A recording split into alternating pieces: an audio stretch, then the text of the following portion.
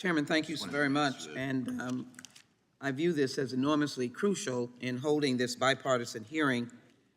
And it gives me reflections down memory lane of the Patriot Act and the urgency after 9/11 to deal with both, as we fought for in the Judiciary Committee, the balance of civil liberties, as well as this major effort to be able to protect America.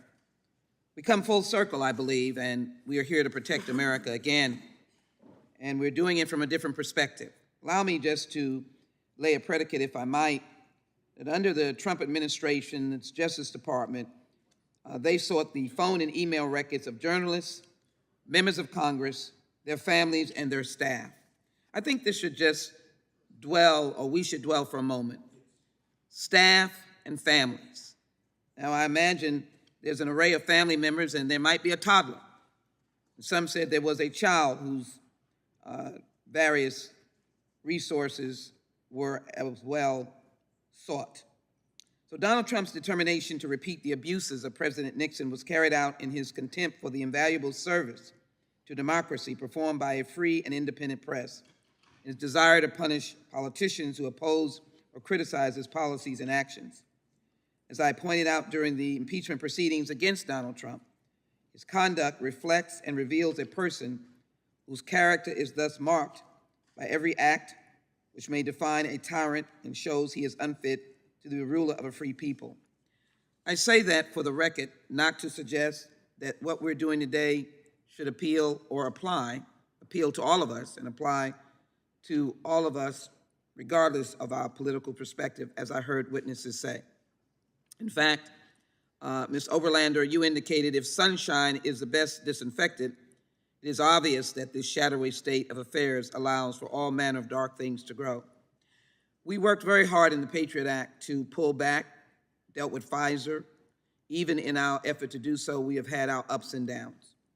So let me ask all of you a question. It's just a yes or no to all of the witnesses, and then with the time remaining, I'll ask a specific question. But let me start, Professor Turley.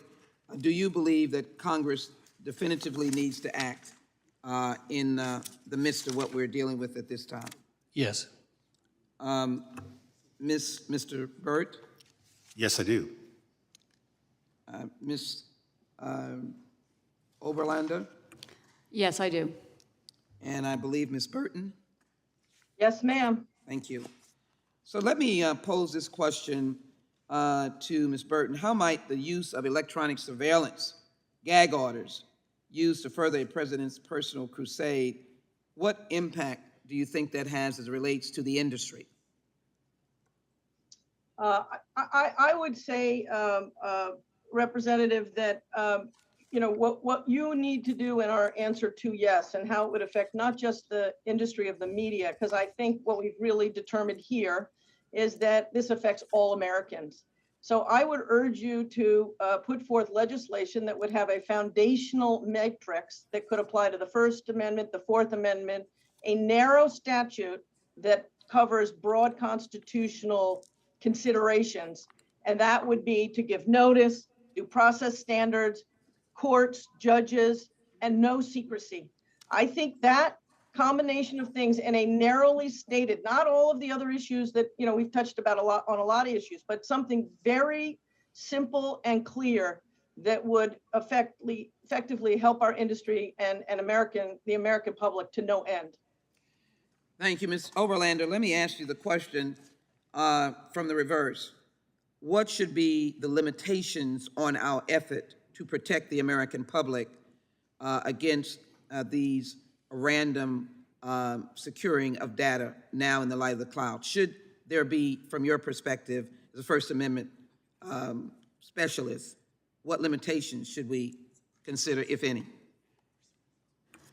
Congresswoman, I think that, frankly, the protection for the media should be broad, and it should be subject to strict judicial review anytime you're trying to get, the government is trying to get this material to invade the privacy of the journalist, to invade the privacy of the reporting process. But it may be that there are specific places where you could override that, perhaps on acts of terrorism, obviously, if there is a reason to believe that there's communications around terrorism or the identity of a terrorist, that might be one of the places where you would have a narrow exception. But I do think it is, or imminent bodily harm or violence or immediate death. But in general, I think the protection should be very, very broad and subject to independent judicial review. And as the other witnesses have said, that there should also be the right of interlocutory appeal for that. And we should Time tread of the cautiously. time of the gentlelady has expired. Thank you, I yield back. Mr. McClintock.